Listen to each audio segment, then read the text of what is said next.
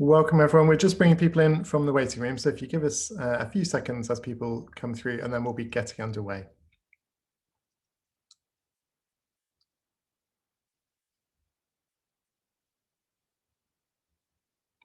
Thank you for just joining us from your previous session. We're just letting people in from the waiting room. We'll be getting going in just a few seconds' time.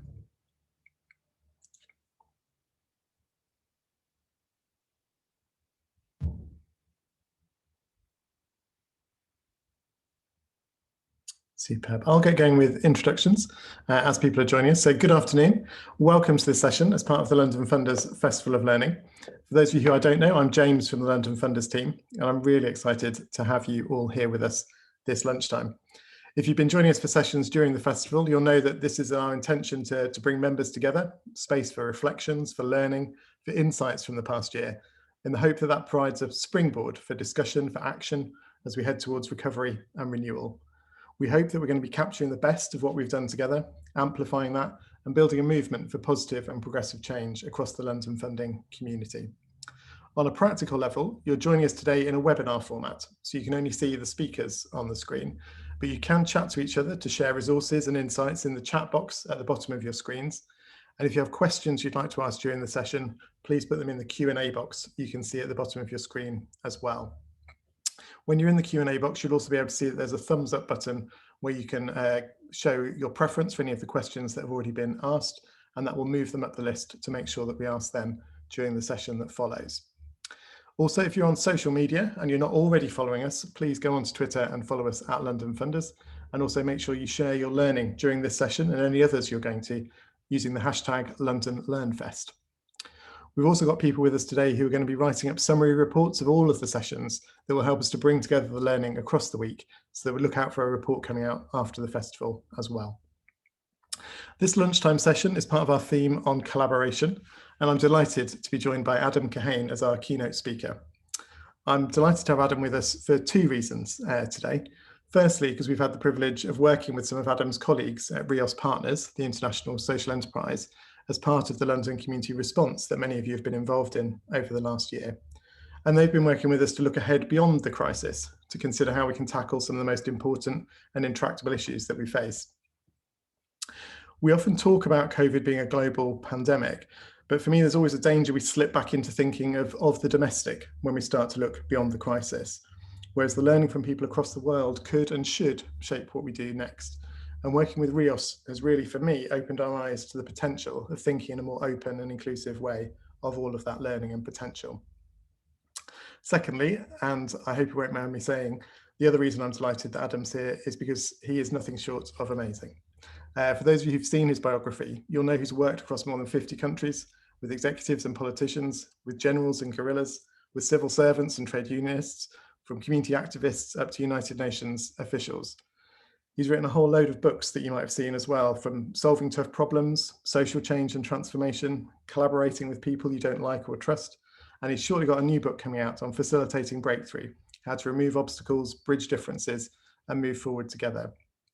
I have to say, it's the first time I'm ever introducing someone for a webinar who's got an endorsement from the late, great Nelson Mandela for his work. And it's an absolute privilege to have him with us today. Adam's going to share some thoughts and reflections to get us going for the first part of the webinar, and then we're going to move into a Q&A session. So if you do have questions you'd like to ask Adam, please pop them in the Q&A box at the bottom of your screen, and we'll come to those as soon as we can. But for now, Adam, thank you so much for joining us today. Over to you. Thanks very much, James. I'm happy to be with you. I'm coming to you from Montreal, where spring is starting. James asked me to talk about facilitating breakthrough, how to enable collaboration in uncertain times. And when I thought about the times we're living in, I guess what's obvious to all of us, but it's becoming more clear to me as I settle into the reality, is that this past year for many people has been characterized by terrible stress and suffering, with COVID and racial or greater awareness of racial injustice, many people have said, as George Floyd did, I can't breathe. And the question that I want to wrestle with in this webinar is how can we deal with these types of problematic situations? In Rios last week, we had a webinar with some of our partners from around the world, and I had a chat with Marcia Anderson, who's a medical doctor in the Canadian province of Manitoba. She's the Vice Dean of Indigenous Health at the University of Manitoba. So we worked with her on some matters related to Indigenous health in Manitoba, and since then she has, of course, been consumed night and day with the COVID crisis there, well, which is bad in Manitoba and particularly bad for Indigenous people. And she was saying that on the one hand, there's an increasing need for collaboration, for working together to deal with this situation. And at the same time, it's increasingly difficult with increasing polarization and fragmentation. And she said to me when we were chatting before that webinar that she finds herself saying to people almost every day, can we at least all agree that things are not right as they are? And this phrase stuck in my mind because I think that's often or needs to be the starting point. Not that we agree on what ought to be done, not even that we necessarily agree on what the problem is, but at least that we agree that the situation we're dealing with is problematic. And so that's the question I want to address is how can we collaborate across differences in this terribly uncomfortable and uncertain time. So let me share my screen. I have just a few slides I want to show with how I've been thinking about this, and then I'm really looking forward to engaging with your comments and especially your questions. In fact, let me just pause for a second here and invite you to put something in the chat. I think it would help at least ground me and maybe helpful to you as well. So when you think about collaborating across difference in our current problematic situation, what is one issue about collaborating across difference that really, that you're wrestling with, that you don't know the answer to, that keeps you up at night?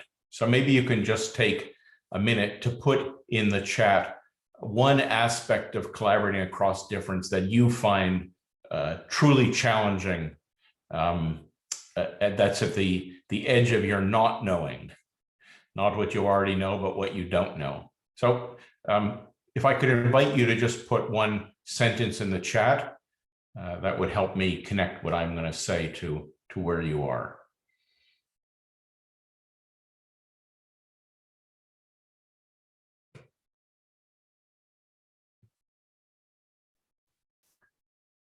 Thanks, Geraldine.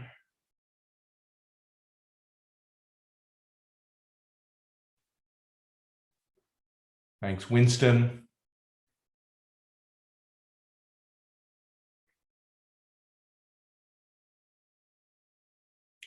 Power, different attitudes and appetites, sorry, insufficient time, differences, political differences.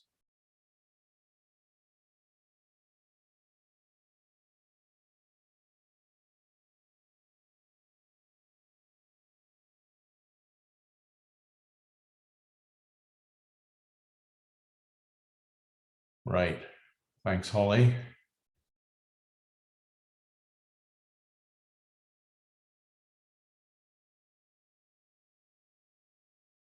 Okay.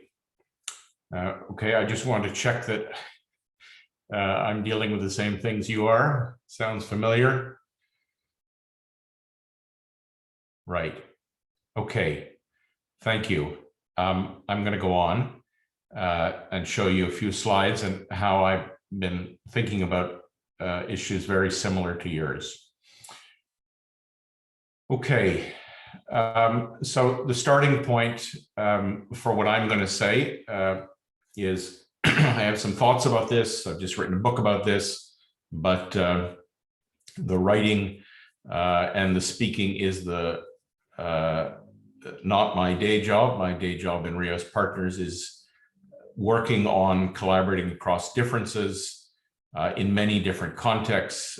This was our work last year, 130 projects in 33 countries. And of course, doing that in the midst of, like all of us, in the midst of the COVID restrictions, and doing this sometimes in person, sometimes online, and sometimes with pretty complicated hybrid and asynchronous arrangements. Actually, it's been from a process for those of us who are trying to understand how to collaborate across difference. It's been yes, a terrible year, and also a year of great innovation. And what I thought, the way I've organized this this talk is around five learnings about collaborating across difference in these uncomfortable and uncertain times.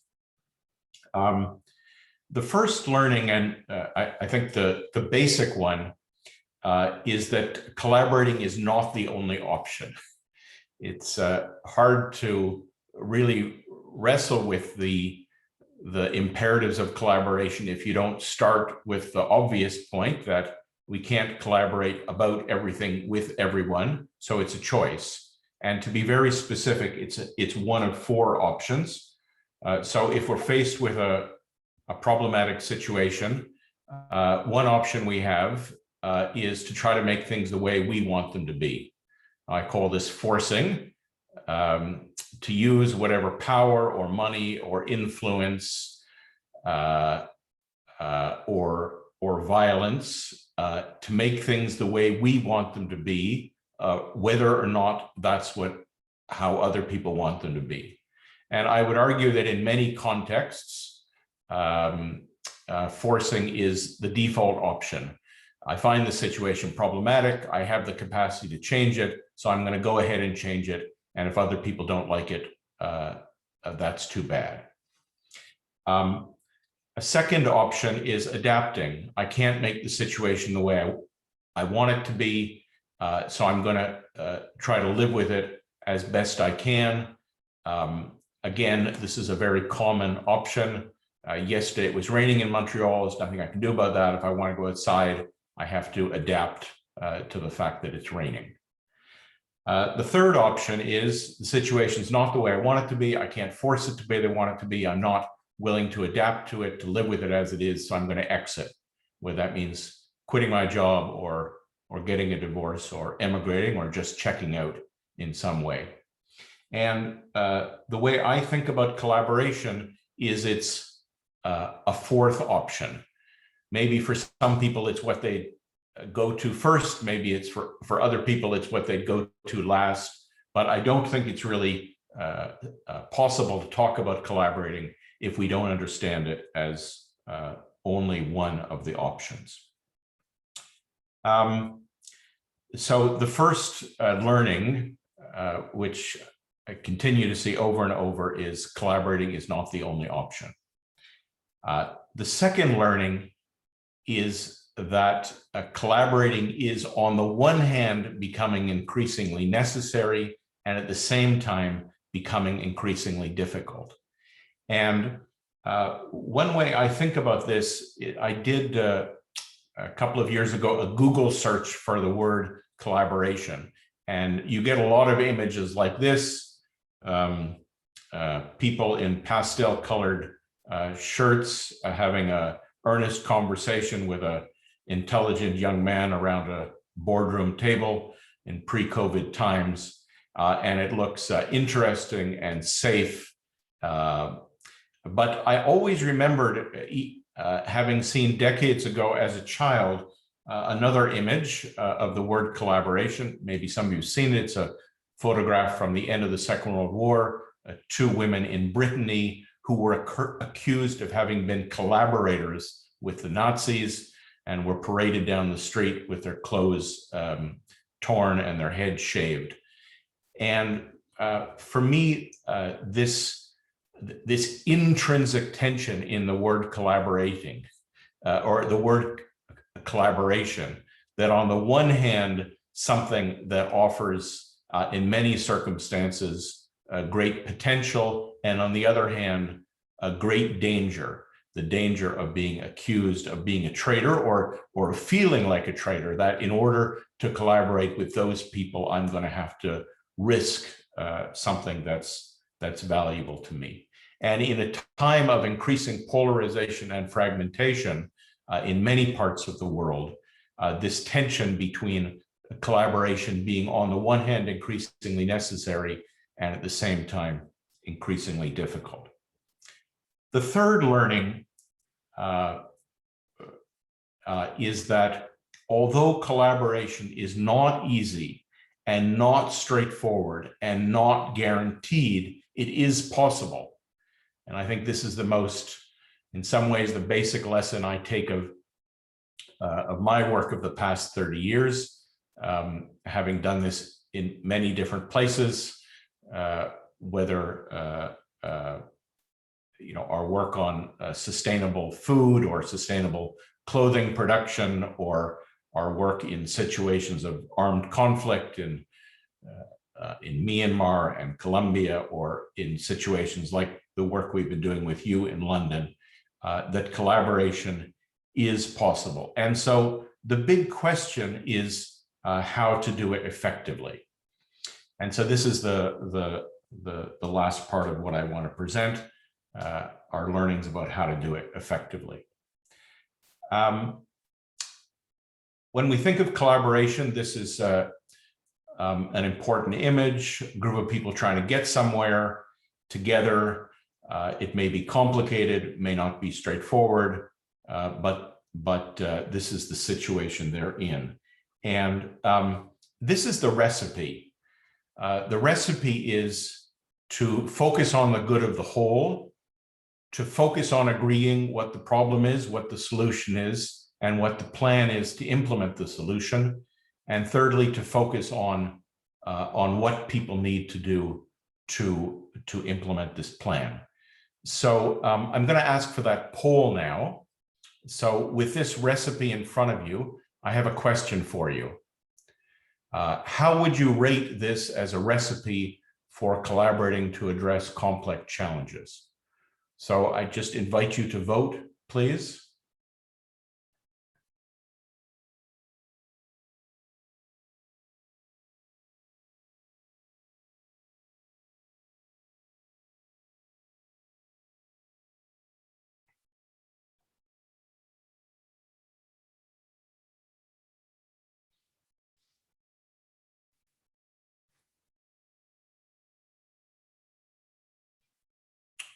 Okay, and once you see most people voted, if you could show us the result of that, please.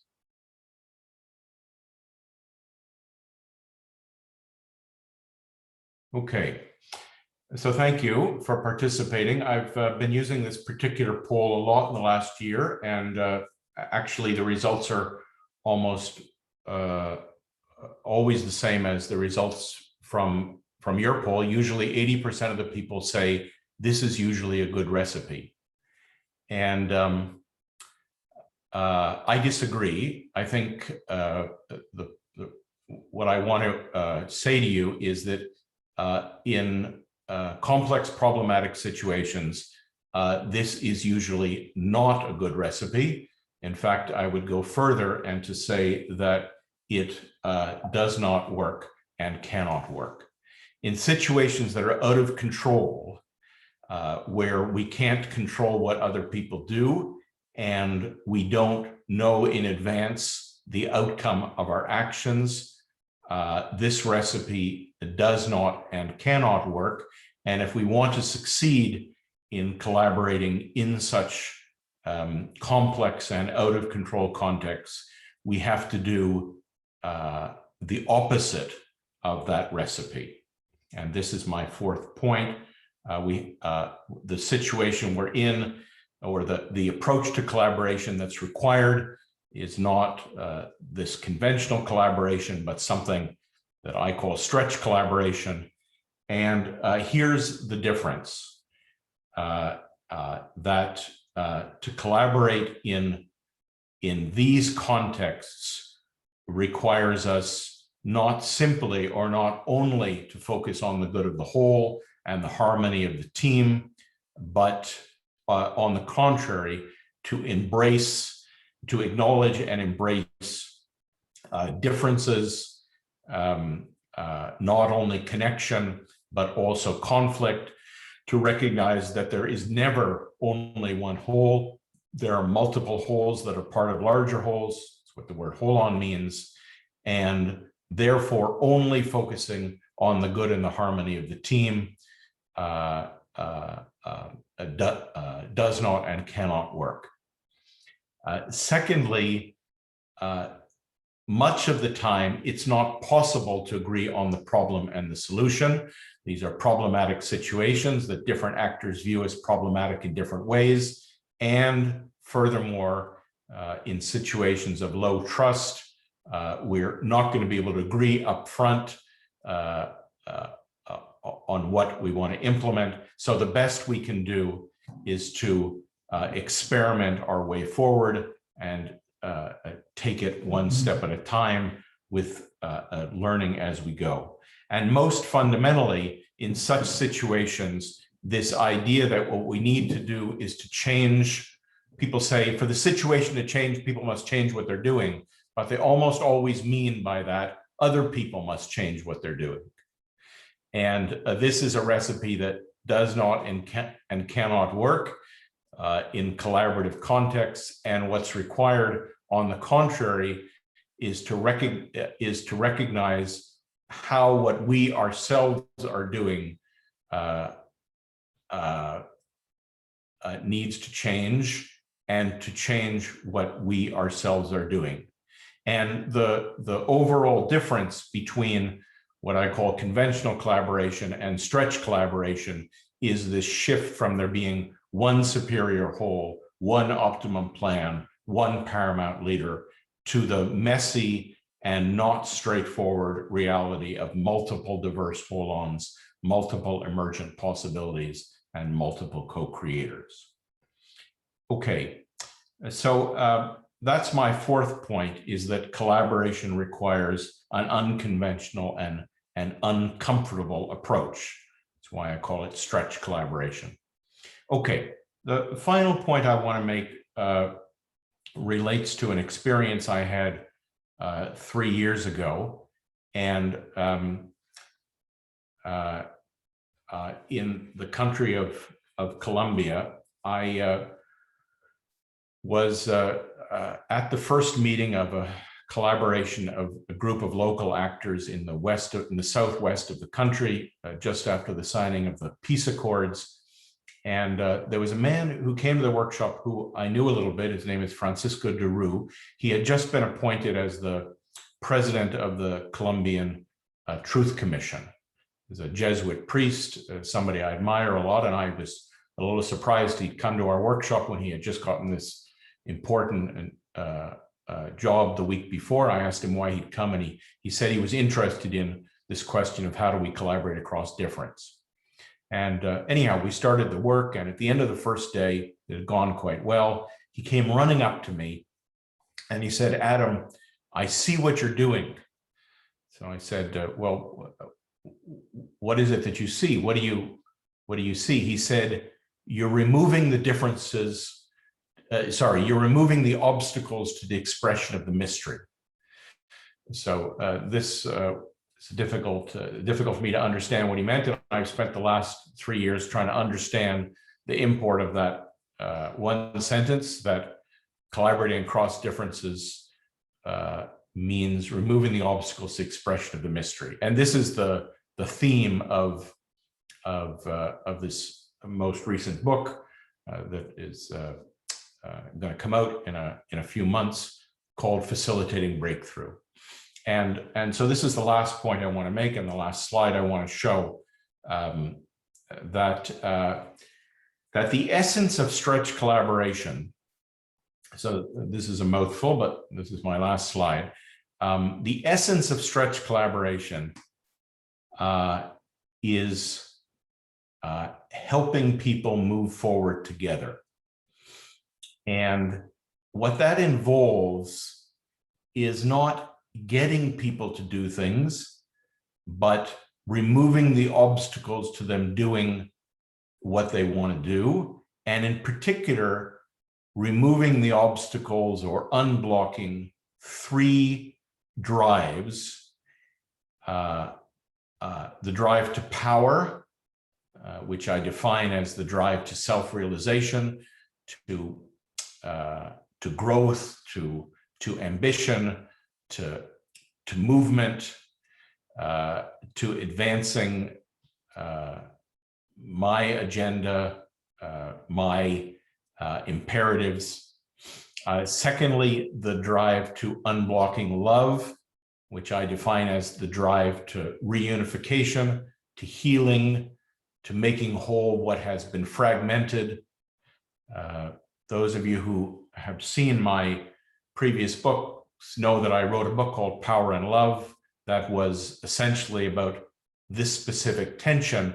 But what I'm arguing in this in this new book, which I think is important and which I think is relevant, is that actually simply unblocking power and love, or balancing power and love, is necessary but not sufficient, and that there is a third element which is required, is unblocking justice, which in our work is both the principle and the objective of transformation. So I've saved you, I guess, 12 pounds and having to wait till August to read the book. This is my current answer to the question I posed at the beginning: how to collaborate across difference in this uncomfortable and uncertain time. What it requires, in essence, I'm arguing, is the capacity to work with this permanent tension, this dynamic tension, no stable point of working with power and love and justice. So let me stop there. Thank you. Brilliant. Thank you so much, Adam. And we've also, I think, popped a link in the chat for people so they can pre-order the book as well, because I think there's a huge amount of content that's not possible to share in a session like now, but that we're really keen to make sure people have access to. So thank you for giving us a stop to talk through some of that thinking and through sort of how that can be applied. And a lot of it I know resonated with our audience, because the questions were already coming through. So if you don't mind, I'll turn straight to those and start posing a few to you. One that's been upvoted to the top, and again, thinking about that international context we were talking about, trying to raise our horizons beyond just London. Someone's asking about whether you think, or whether you've seen collaboration being harder or easier in developed or countries and economies, and what differs between developed and less developed places. That's a great question, because I'm from Montreal. I have lived in Canada, the United States, the UK, Europe. But I started this work, the work I've been doing now, 30 years ago in South Africa. I married a South African. I spent half the year in South Africa, and I've worked a lot in so-called less developed countries all over the world, South America, Africa, a lot these last years in Asia. I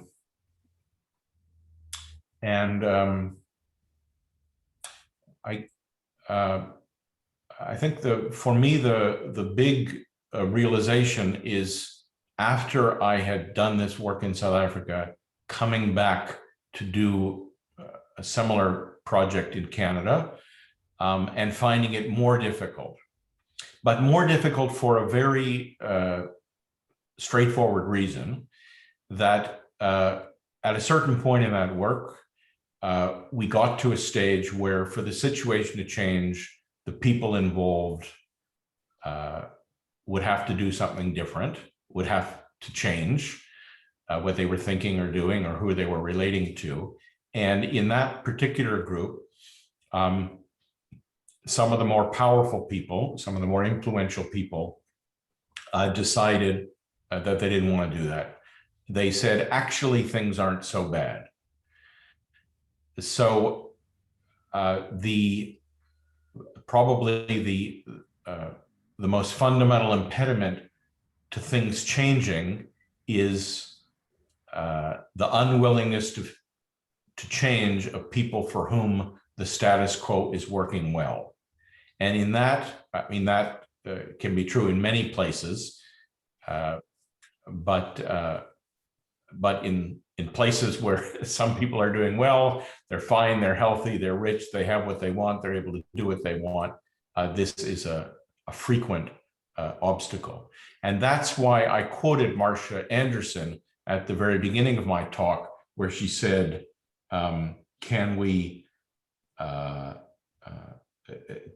least all agree that things are not right?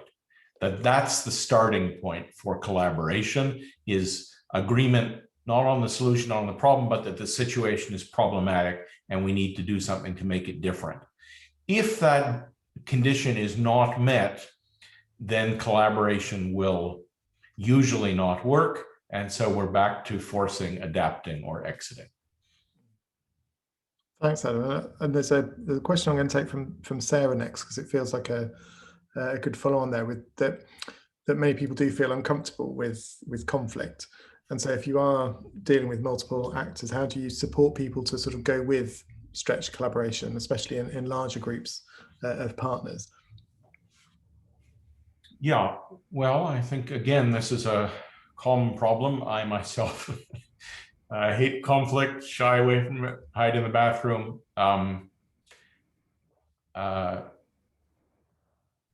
But staying away from conflict doesn't make it go away. It just makes it go underground.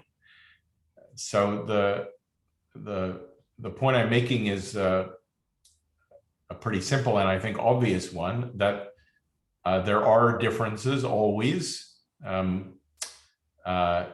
They may not be able to be resolved. So how do you work with difference? I've worked a lot in Colombia for a long time, including a project in 1996 that was initiated by a man named Juan Manuel Santos, who was a out-of-work politician at the time. He later became president of Colombia and won the Nobel Peace Prize in 2016 for ending the war with the FARC. And on the day he won the Nobel Peace Prize, he mentioned that project we had done 20 years before as having been an important step in the road to peace. So I was very pleased about this, but I really didn't understand why he remembered and was mentioning, he used to mention it frequently, this collaboration we'd been involved in. And some months later, I was in Bogota and I had an opportunity to do a public interview with him. And this was the first question I asked him, which is, why do you refer to that work we did 20 years ago? And he gave a very interesting answer. He said, the reason I so often refer to that work is that that's where I learned that, contrary to my political and familial and cultural upbringing, it is possible to work with people we do not agree with and will never agree with. And this, I thought this was an amazing statement. We sometimes imagine, oh, we're going to collaborate and we're going to find it was all a terrible misunderstanding and we want the same thing and we agree. Well, maybe that'll happen. But a more common case, or a more important case, is we're going to find we have to work with people we do not agree with and cannot agree with. And so for me, the question is not, do you like conflict? Do you wish it was there? But how are you going to deal with the reality of the situation? I wouldn't say I'm a big fan of Jack Welch, but the former chief executive of General Electric, but I like what he said, which is the first imperative of a manager is to deal with reality as it is, not as you would like it to be. And in my experience, this is part of the way things are. So figure out how to deal with it. Thank you.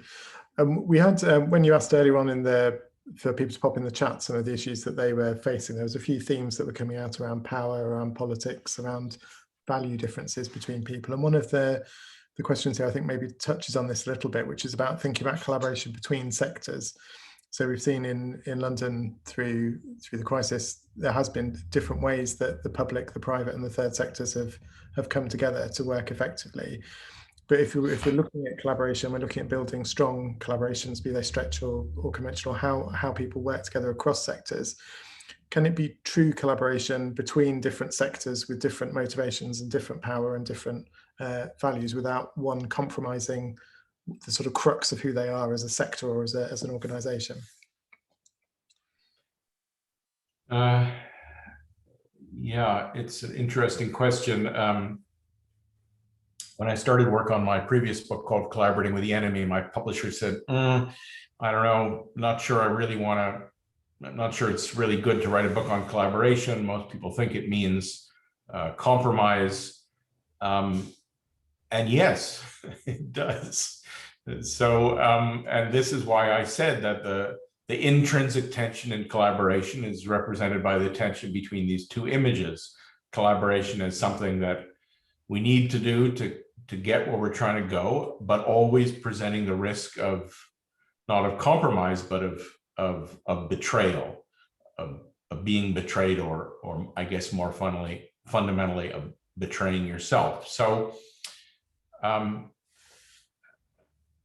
again, you know, if you say, look, things have to be the way I want them to be, this is what I want, this is what I believe in, this is what I insist on, I'm not willing to budge on that, then you're in the realm of forcing or exiting. And if you can make that work, go for it. But much of the time that doesn't work, and we end up unable to move forward. So yes, there is both tension and richness in the differences between the public, private, and philanthropic sectors, or the public, private, and social sectors would be another formulation. And the question is not how to make those differences disappear, but how to work together, notwithstanding, or if you wanted a more positive way to put it, benefiting from those differences. In that same interview I did of Santos in 2017, I asked him, what has been for you personally the most difficult part of achieving the peace? He had spent decades trying to achieve the peace, which resulted in the Treaty of 2016, a very incomplete, very problematic work, as we've seen even in the last week in Colombia. But he gave a very interesting answer. He said, the most difficult thing for me is to be accused, including by my own community and people I know, of being a traitor. So that's the risk. If you want to just do things the way you want them to do, you want them to be, then try forcing or exiting. But if you want to work with others, then find a way to navigate that permanent tension. Absolutely, yeah. And I think there's points within there that actually touch on a couple of the questions that have come in about how we talk to each other and how we use language when we're trying to address some of those issues. So I'm going to be cheeky and combine two of the questions. One of them was from someone asking about whether we need a shared language and a shared understanding of an issue before we can really enable that collaboration. And then Tom's asked a great question, which is about the reactions you get when you talk about love. One of the points you were making earlier, what positive engagement do you get from commercial and political spheres around this? So themes of language, themes of love, and themes of sort of reactions to that from different places. So I don't think it's necessary to have a shared understanding. I used to say that, I used to use those words, but I now would have a more modest formulation, which is to say, a language to understand different perspectives on the problematic situation. And yes, if we can't even, if we're not willing or not able to understand why is this other person going on and on about the thing they're going on and on about, then we won't be able to make any progress at all. And so this question of building a shared language that I understand what you're talking about and why you're talking about it, and very often, and this is maybe not, this is I think important, but maybe not obvious, that what that requires is acknowledging them as a human being. And therefore, in our experience of collaboration, very often the breakthroughs occur outside of the meeting room, at a meal, at a storytelling session, on a walk, where I am able to relax enough to understand that even though I may not agree with or like or trust this person, they are a human being, and therefore have the right for me to try to understand where are they coming from. And so that's the necessary first step. As for the word love, when I started to write the book Power and Love, a friend in New York said to me, "How can you write about power and love? These are two words that are not that you're not allowed to mention in polite company in Manhattan." So I define these words in a very specific way. It's actually hard to understand what I'm trying to express if you don't understand the definitions I'm using. But what I'm trying to do is to find, words that convey what I believe to be the essence of the challenge we face as people who are trying to facilitate breakthrough, trying to enable collaboration. And my best understanding, having worked on it for quite some time, is that what's required is to understand what I mean by power, love, and justice. And these are difficult words only because they have so many meanings, and I'm giving them three very particular definitions that I had in that final slide I showed. And also, maybe equally important, people often misstated the title of that book, Power and Love. People used to say, "Oh, you wrote a book called The Power of Love." And I had to correct them to say, no, on the contrary, what I'm not saying is that all you need is love. And in fact, the whole book is that book, and was inspired by this a statement of Martin Luther King Jr., where he said that power without love is reckless and abusive, and love without power is sentimental and anemic. So on the contrary, I'm not saying that all you need is love. I'm saying that you need to be able to work with three drives that are in permanent tension, where there is not a steady compromise between them: power, love, and justice. And so my experience is not a straightforward thing to understand, but people go, "Oh, okay, now I get it. Now I get why we keep bumping our head against." I'm arguing, to put it more strongly, that it's not possible to effect transformation unless you are fluent and able to work with all three of these drives. And the choosing one is always a mistake and will always result in being stuck. And that's the tension. Thank you. And actually that, I think that's prompted a question from another one of our audience members about the themes of justice, power, and love, and referencing some of the funder collaborations there have been so far over the last year in response to COVID in particular. The question is saying has generally been positive experiences built on quite strong relationships, some of which existed before the crisis. The question is, in order to foreground justice, power, and love, do we need to make those relationships or those collaborations more challenging, more uncomfortable to surface some of the issues that we really need to tackle? So I think this is a good question. Because the starting point of many collaborations is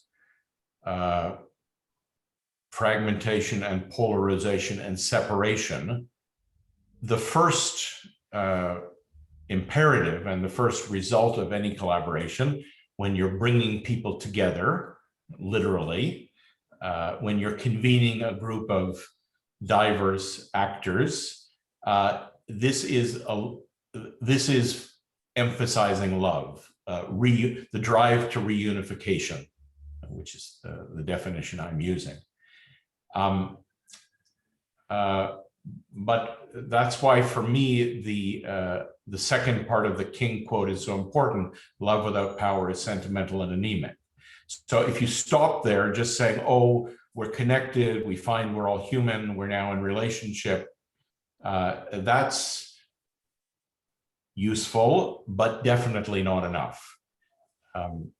My colleagues and I have worked a lot in Mexico with a very diverse people working on questions of illegality, insecurity, inequity. And one of the leading members of the team, an activist named Carlos Cruz, said in the meeting once that he didn't come here to find friends. When he, if he wanted to hang out with his friends, he'd hang out in the hood. And therefore, what he thought was required for that group to be effective was the capacity to argue and disagree. And so when I talk about this permanent tension between power, love, and justice, it's how can we connect and relate, and how can we recognize the different interests and powers and ambitions and values of the different actors, and how can we do this in a way that is just, that avoids some people saying, and this comes back to a phrase I used at the very beginning of my remarks this morning, injustice is when some people are saying, I can't breathe, when the structure is such that the power of some cuts off, suffocates the power of others. And I think there's a particular issue, which I'm sure you're all aware of, in this context of philanthropy, which often denies power and only uses the language of love, and therefore prevents transformation. Absolutely, and actually, interestingly, there's some sessions across the week where we're looking at some of the issues of power within those relationships as well. So I'm sure one of my colleagues who's more technically adept than me will put a link in the chat so that people can book on if they want to continue that conversation. You started talking there as well, Adam, about some of the discussions about how you go about that, and there's a few questions here that point a little bit more towards the how. So one from Sarah about how do you suggest stretch collaboration is facilitated? Does it require someone to take a lead? Does it require someone to chair it or facilitate it? Or is the process itself something that can be led collaboratively? And a follow-on that someone's asked about, could you give us an example of a good example of a stretched collaboration in practice? What did it look like? How did it go about from a process point of view?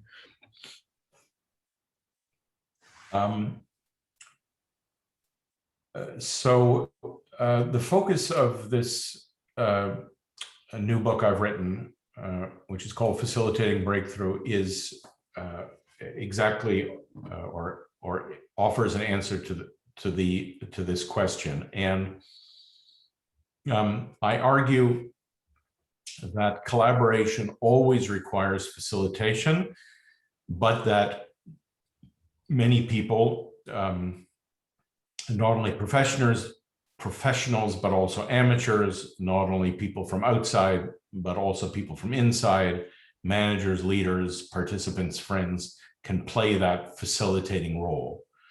So the argument I'm making in this new book is that the role of facilitation is required, but can be played by anyone who is helping the collaboration progress. So I'm offering a broader and I think bolder definition of facilitation as the role required to advance collaboration, which is required to work together to address problematic situations. And so the book is a how-to about playing that role, usually in teams. So it's not that nobody needs to facilitate, but that some people or many people need to facilitate. That's a required role. As for what it looks like in practice, I'm not sure I can give a very complete answer in the remaining few minutes, except to say that, it involves bringing together the actors who need to work together to be able to make progress on the problematic situation, and developing enough of a shared language that we sort of understand what each other mean, and getting going on trying out or experimenting our way forward with this recognition that there's always multiple holes. We're not going to know before we start what's going to work, and that ultimately the only thing we can do is for each of us to decide what is my next step. And that the conventional approach of let's just leave our differences at the door and let's just agree on the plan and then we'll get somebody to implement it, I think is hopeless, does not and cannot work in the kinds of situations that many of us are trying to deal with. Absolutely, absolutely. And obviously you referenced there the book as well. We'll make sure that we're sending the link out to people so you can pre-order, because I think that comes out in August. Am I right? Yes, so if you want to read a bit more about some of that. I'm going to end, if I can, on a final question, Adam, which is from Geraldine, to bring it home to London, as it were, because London is politically and demographically different from the national picture in the UK, and obviously within London there's a lot of difference and diversity as well between places and between communities. With that as the context for the work that many people on the call will be thinking about for the future, what tips would you maybe offer us for citywide collaboration within that context?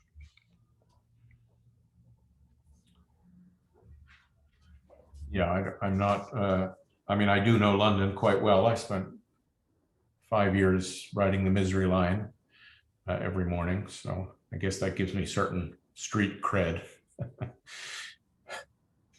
I think the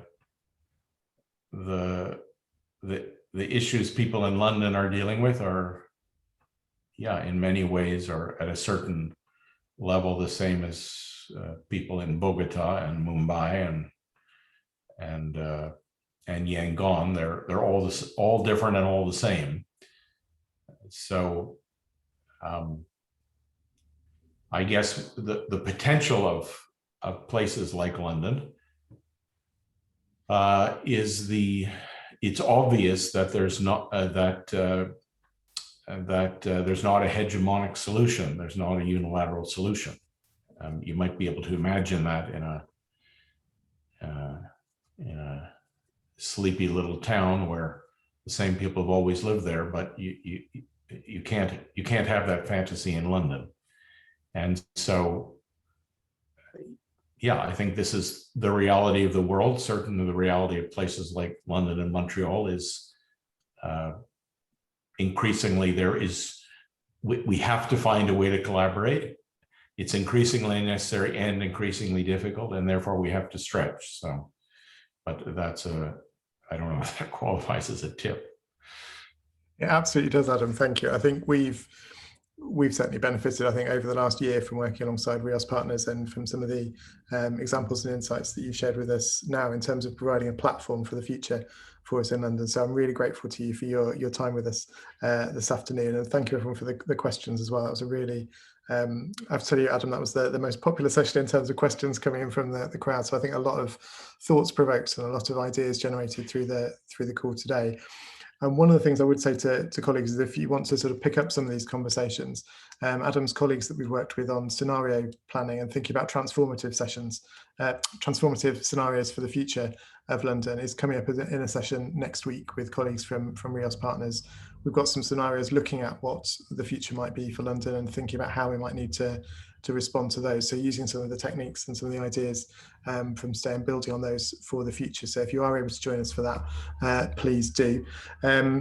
Thank you, Adam, again for joining us across international time zones to be with us today. It's been fantastic to have your expertise, your insights, and your ideas to help shape some of our thinking for the future at this really critical time, I think, for London, for the world, in terms of how we move forward positively as society. So really grateful to you for joining us. Thank you to everyone else who's joined us for today's session. Thank you for your questions. Hopefully you've gone away with lots of food for thought, and we'll be able to work with you over the coming year to make London the kind of strong, vibrant and collaborative place that we'd like it to be.